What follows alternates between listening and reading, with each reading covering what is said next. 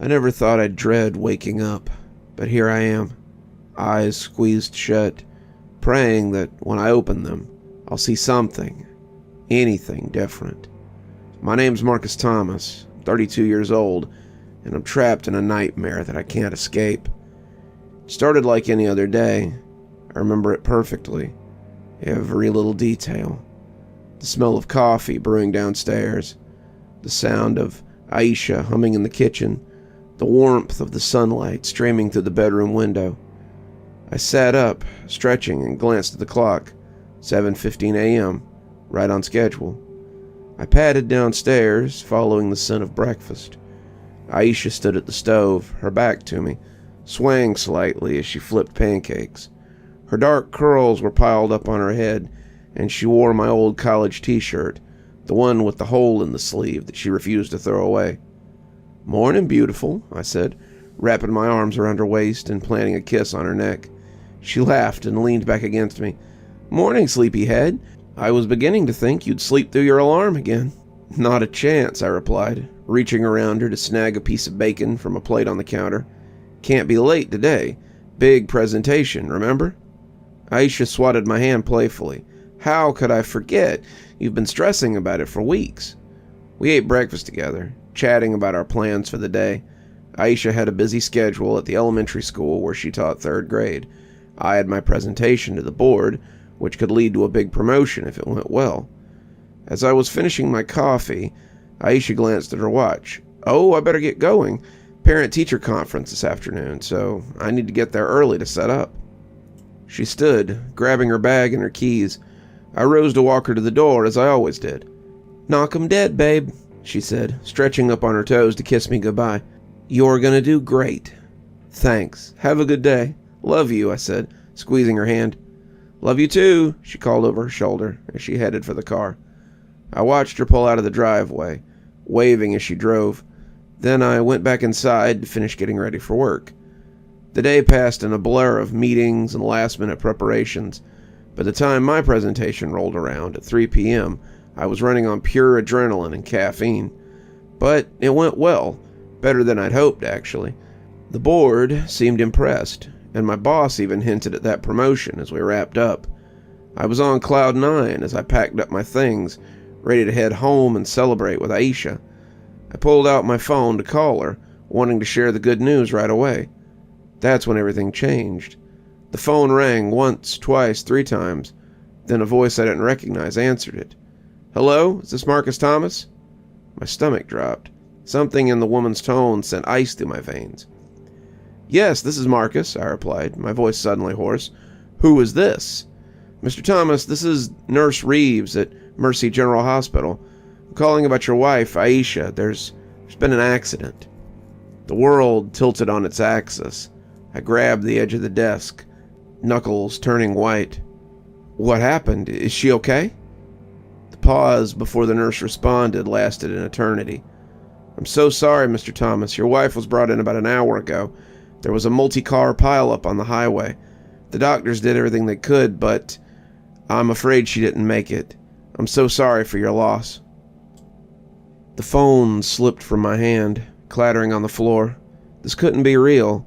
It had to be a mistake. I'd just seen Aisha this morning. We made plans for dinner. She was fine. She had to be fine. The next few hours passed in a haze. Somehow, I made it to the hospital. I remember the harsh fluorescent lights, the antiseptic smell, the pitying looks from the staff, and then seeing her lying there so still, so unlike the vibrant woman I'd kissed goodbye this morning. I don't know how long I sat there, holding her hand, willing her to wake up, to smile at me once more, to tell me this was all a cruel joke. But she didn't. Eventually, a gentle-voiced doctor came to take me away, to discuss arrangements I couldn't begin to comprehend. I don't remember driving home. I don't remember climbing the stairs to our bedroom. Our bed, where Alicia would never sleep again. I just remember collapsing onto the mattress, still in my suit, and praying that when I woke up, this would all be a terrible dream. Sleep came, eventually. a blessed escape from the crushing weight of grief. And then I opened my eyes. The smell of coffee drifted from downstairs, sunlight streaming through the bedroom window. For one blissful moment, I thought my prayers had been answered. Then I heard it, Alicia humming from the kitchen. I sat bolt upright, heart pounding, the clock on the nightstand reading 7:15 a.m. Impossible.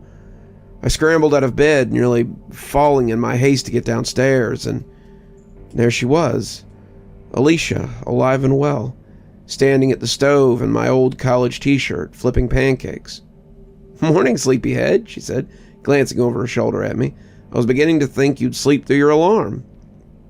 I couldn't speak, couldn't breathe. This was impossible. "Marcus?" Alicia's smile faded, replaced by concern. "Are you okay? You look like you've seen a ghost." I crossed the kitchen in 2 slides, pulling her into my arms so tightly that she let out a surprised oof. "Whoa, what's gotten into you?" she laughed, returning the hug. "Bad dream," I managed to choke out, burying my face in her hair, breathing in her familiar scent. Really, really bad dream. Alicia pulled back, cupping my face in her hands. "Well, you're awake now. Everything's fine, okay?" I nodded, not trusting myself to speak, because suddenly I remembered I'd lived this before. Yesterday morning. The morning Alicia died. As we ate our breakfast, my mind raced. Had it all been a dream? Some kind of stress-induced hallucination? It had felt so real, so visceral, but here was Alicia, alive and well, talking about her parent-teacher conference as if nothing had happened. I tried to shake it off, the lingering dread, as Alicia gathered her things to leave, but as she reached for her car keys, panic seized me. "Wait, don't drive today, please," I blurted out, grabbing her wrist. She frowned. "What? Why not?" I scrambled for an explanation that wouldn't make me sound insane. "I have a bad feeling. Can you carpool with someone, or could I drive you?" "Marcus, I can't just change my plans at the last minute. I need my car for errands after work, remember?" She studied my face, worry creasing my brow. "Are you okay? That must have been some nightmare." I forced a smile, trying to appear calm. "Yeah, sorry. I'm fine. Just be careful. I love you." "I love you too," she replied, still looking concerned. "Try not to stress too much about your presentation. You're going to do great." And then she was gone, just like before. I watched her pull out of the driveway, my heart in my throat. I spent the morning in a state of high anxiety, jumping every time my phone rang. But as the hours ticked by with no bad news, I started to relax. Maybe it really had just been a nightmare. My presentation went well, just as it had in my dream, memory. I wasn't sure what to call it anymore, so as I packed up my things afterward, I decided to call Alicia, just to put my mind at ease. The phone rang twice, 3 times.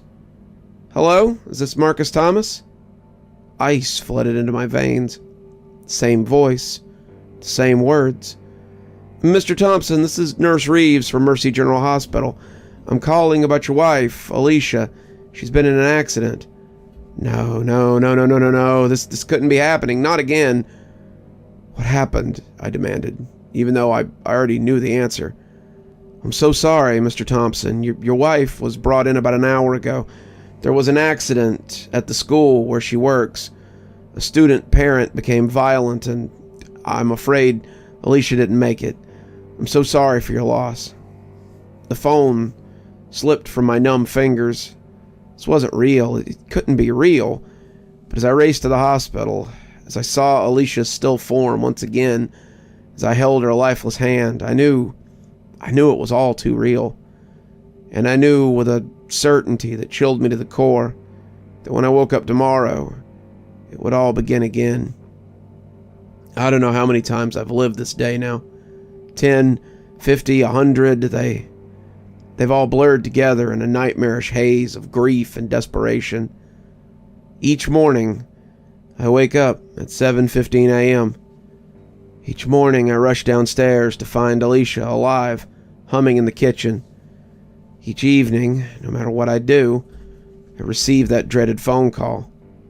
I've tried everything I can think of. I've begged her to stay home. I've faked an illness, a family emergency. I've disconnected her car battery. I've slashed her tires. I've hidden her keys. I've called the school with bomb threats. I've tried to get it shut down for the day. Nothing works.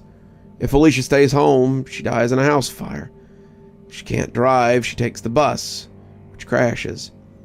If the school closes, she goes to run errands instead and gets caught in a store robbery gone wrong. It's like the universe itself is conspiring to take her from me, over and over and over again. Today I decided to try a different approach. Instead of trying to keep Alicia home or safe, I'll stay with her all day. Maybe if I'm there, I can protect her. When she leaves for work, I follow in my car. She notices, of course, pulling over after a few blocks. "Marcus, what are you doing?" she asks as I approach her window, her voice a mix of confusion and concern. I need to be with you today," I say, knowing how crazy that must sound. "Please, Alicia, trust me. It's important." She studies my face for a long moment and then sighs. "Okay, get in, but you're explaining on the way." As we drive, I try to tell her the truth about the time loop, about her dying every day, about my desperate attempt to save her. Alicia listens silently, her knuckles white on the steering wheel. Finally, she says, "Marcus, I think you need help. This isn't normal. Maybe we should go to the hospital instead of work." "No," I said, making her jump. No hospitals. Please, Alicia, just let me stay with you today. If nothing happens, I promise I'll get help tomorrow." She agrees, reluctantly. We spend the day together at her school. I hover anxiously, scanning for threats, jumping at every sudden noise. Alicia's colleagues give us odd looks, but she makes excuses about a family situation. As the final bell rings, I begin to hope maybe this time it'll work out. Maybe I've finally broken the cycle.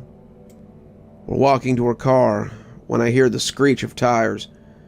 I turn to see a car careening towards us, the driver slumped over the wheel. Time slows. I reach for her, trying to pull Alicia out of the way, but I'm too slow. Always too slow. The impact throws us both. I hit the ground hard, my vision blurring. When it clears, I see her lying motionless a few feet away, a growing pool of blood beneath her. "No," I whisper, crawling towards her. No, not again, please, not again." But it's too late. By the time the ambulance arrives, she's gone. I'm left once more with the certainty that tomorrow it'll begin again. The next day, I don't even get out of bed. What's the point? Nothing I do makes a difference. Alicia always dies, and I'm left alone with the grief. I hear her calling from downstairs, concern in her voice, but I can't face her. I can't watch her die again. Eventually, she comes up to check on me. "Marcus, are you okay?" I roll over, burying my face in the pillow. "Go away, Alicia, please." The bed dips as she sits beside me, her hands gentle on my back. "What's wrong? Talk to me. You wouldn't believe me if I told you. Try me." So I do. I tell her everything, my voice muffled by the pillow, about the time loop, about watching her die over and over, about the failed attempts to save her. When I finish, silence stretches between us. Then Alicia speaks, her voice trembling slightly. "I don't understand what's happening, Marcus, but I believe that you believe it. And I'm here. Whatever this is, we'll face it together." I roll over, meeting her eyes. The love and concern I see there breaks something inside me. I pull her into my arms, holding her tight as sobs rack my body. We spend the day at home, talking, crying, trying to make sense of the impossible situation. As evening approaches, I grow increasingly anxious. "Maybe it'll be different this time," she says, squeezing my hand. "Maybe staying home was the answer." I want to believe her, but as the clock ticks towards the dreaded hour, a sense of the inevitable settles over me. At 4:17, exactly when the call usually comes in, there's a knock on the door instead. Alicia moves to answer it, but I hold her back. "No, let me." I open the door to find two solemn-faced police officers. "Mr. Thompson, I'm afraid we have some bad news. There's been an accident." I don't hear them, because behind them on the street I see a familiar figure, a man in a dark suit watching us. As our eyes meet, he smiles, a cold, cruel expression that chills me to the core. Then he turns and walks away, vanishing into thin air. I slam the door shut, my mind reeling. Who was that? What did it mean? But there's no time to ponder, because Alicia's on the floor, clutching her chest, gasping for air. Heart attack. That's what the paramedics say when they arrive. Nothing anyone could have done. As I watch them take Alicia's body away, that strange man's smile haunts me. For the first time, I wonder if there's more to this nightmare than I realize. The next morning, I wake up with a new determination. If I can't save Alicia, and God, it kills me to even think that, maybe I can at least find out why this is happening. I go through the motions of the morning, hugging Alicia tightly before she leaves. Then I set out to find the man in the suit. I drive around town, watching for him. Hours pass with no sign. As 4:17 approaches, I find myself near the park where Alicia and I had our first date. There he is, sitting on a bench, feeding pigeons. I approach cautiously, my heart pounding. "Who are you? Why are you doing this to me?" He looks up, the same cold smile on his face. "Ha, Marcus, I was wondering when you'd find me. You know my name?" "I know everything about you, Marcus." "And Alicia." A chill runs down my spine. "Are you... what? Are you God? The devil?" The man's laughter rings out, harsh and mocking. "Nothing so grand, I'm afraid. Think of me as an interested observer." "Observer of what?" I asked, my fist clenched at my side. He stands, brushing breadcrumbs off of his suit. "Of you, Marcus. Of your pain, your grief, your desperation. It's all quite fascinating, really." Rage boils up inside me. I lunge at him, intent on wiping that smug smile off his face. But my hands pass right through him, like he's made of smoke. Now, none of that. We're just getting to know each other." "Why? Why are you doing this?" The man's smile fades, replaced by a look of cold curiosity. "Why? Because I can. Because your suffering amuses me. Because I want to see how long it takes to break you completely." His words hit me like a physical blow. I stagger back, shaking my head in denial. No, this can't be real. You can't be real." "Oh, I'm very real, Marcus. And this is very, very real. For you, at least." My phone rings. 4:17 p.m. I already know what I'm going to hear when I answer it. The man in the suit watches me, his head tilted in interest. "Well, aren't you going to get that? I'm sure it's important news about dear Alicia." I want to run, I want to scream, I want to wake up from this nightmare, but I'm rooted to the spot, trapped in this moment of horror. As I raise the phone to my ear, the man in the suit begins to fade away, but his parting words echo in my mind long after he's gone. "Sweet dreams, Marcus. I'll see you tomorrow, and the next day, and then next. The revelation of the man in the suit haunts me. Each day as I wake to the sound of morning routine, I'm torn between my desperate need to save Alicia and my burning desire to understand, to defeat this cruel entity that's toying with our lives. Today I decide to ignore him completely. I focus all my energy on Alicia, determined to find some way, any way, to break the cycle. "Let's run away," I blurt out over breakfast. Alicia pauses, fork halfway to her mouth. "What? Let's just go. Right now. Get in the car and drive until we can't anymore." She studies my face, concern etching lines around her eyes. "Marcus, what's going on? You've been acting strange for days now." I take her hand, willing her to understand. "Please, Alicia, trust me. We need to leave, now." Maybe it's the desperation in my voice, or maybe it's the love that's carried us through 7 years of marriage. Whatever the reason, Alicia nods. "Okay, well, let's go."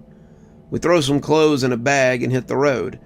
As we drive out of town, I keep glancing in the rearview mirror, half expecting to see the man in the suit following us. But the highway behind us remains clear.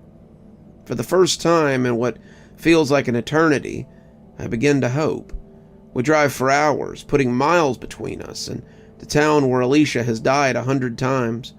We laugh, we sing along to the radio, we reminisce about old road trips. As the sun begins to set, we pull into a small coastal town. "Let's stay here tonight," Alicia suggests, pointing to a quaint little bed and breakfast. I check my watch. It's 6:43. We made it past 4:17, past the time Alicia always dies. "We did it," I whisper, tears prickling in my eyes.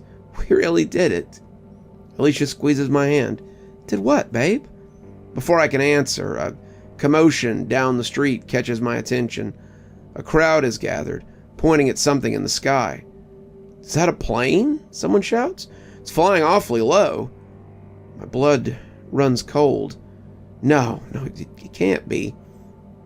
The roar of engines fill the air. I grab Alicia, trying to pull her to safety, but it's too late. The plane crashes into the bed and breakfast in a deafening explosion of fire and debris. In the chaos that follows, the screaming, the sirens, the frantic attempts at rescue, I search desperately for my wife.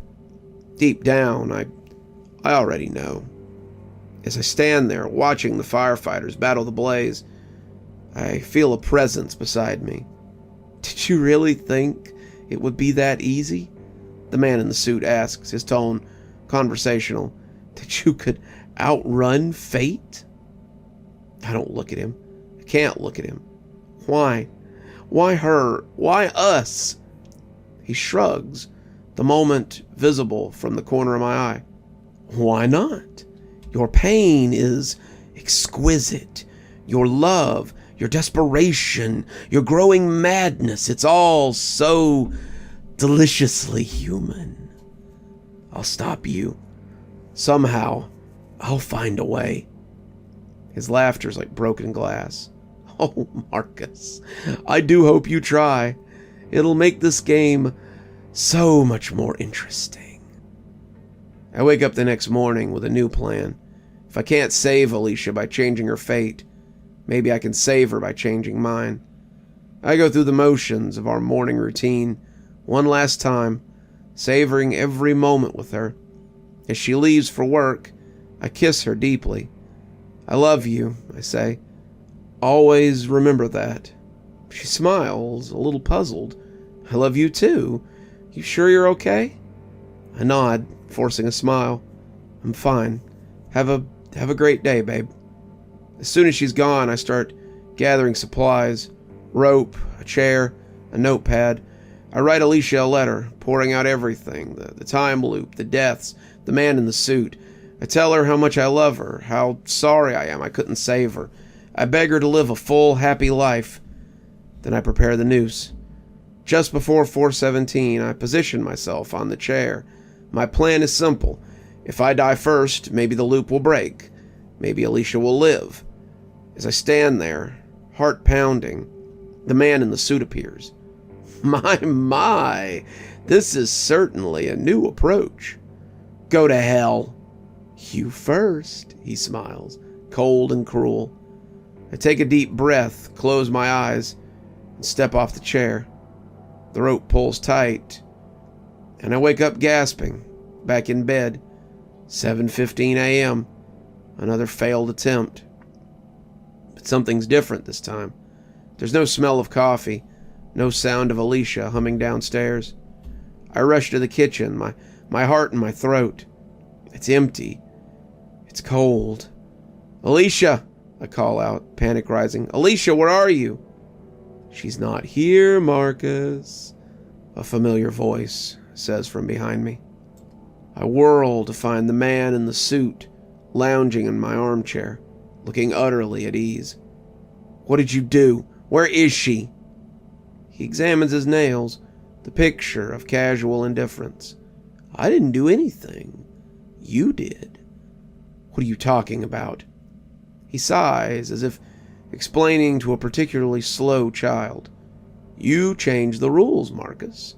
You died first. So now, she never existed. The world spins around me.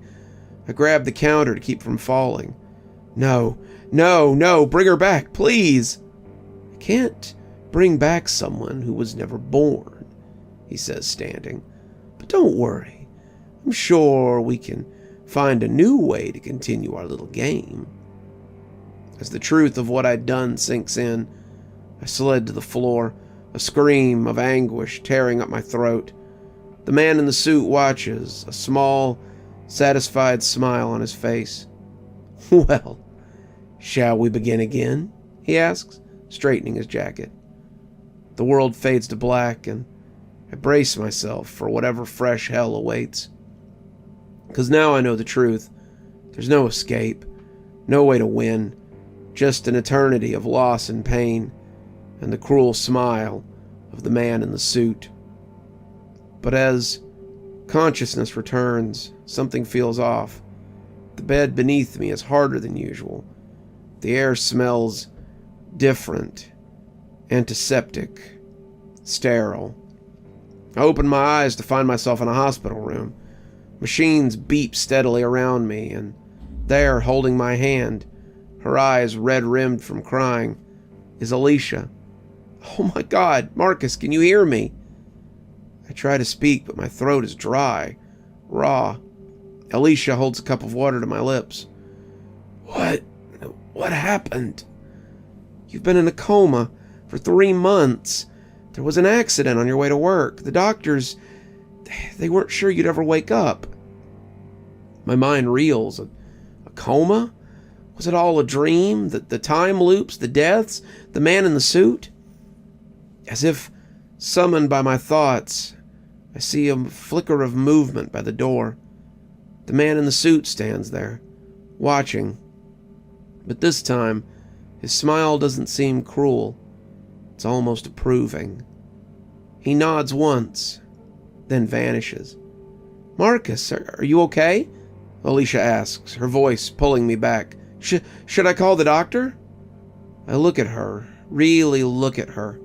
My beautiful, vibrant, alive wife. Whatever happened, whatever was real or not real, none of it matters now. I'm okay.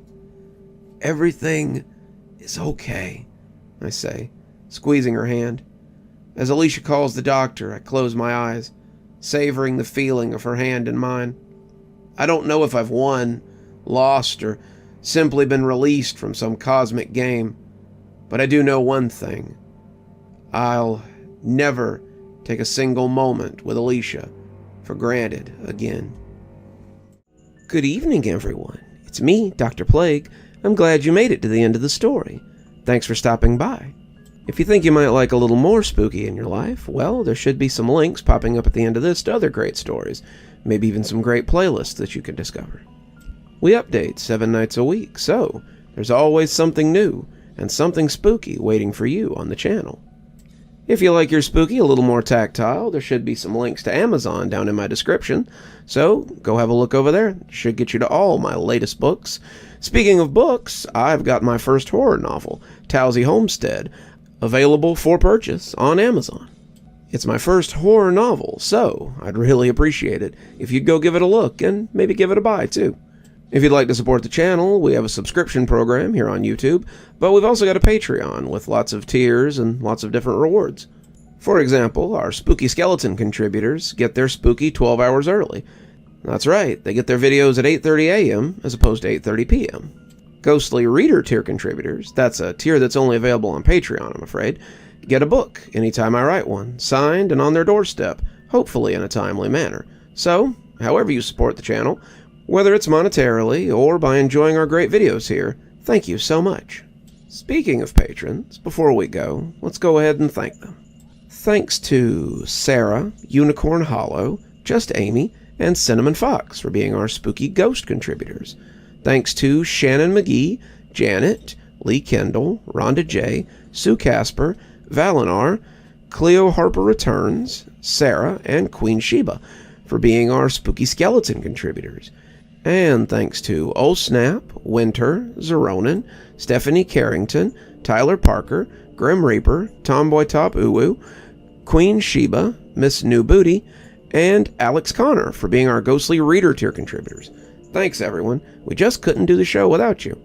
And as always, thanks for stopping by. Dr. Plague, signing off. Have a wonderful evening.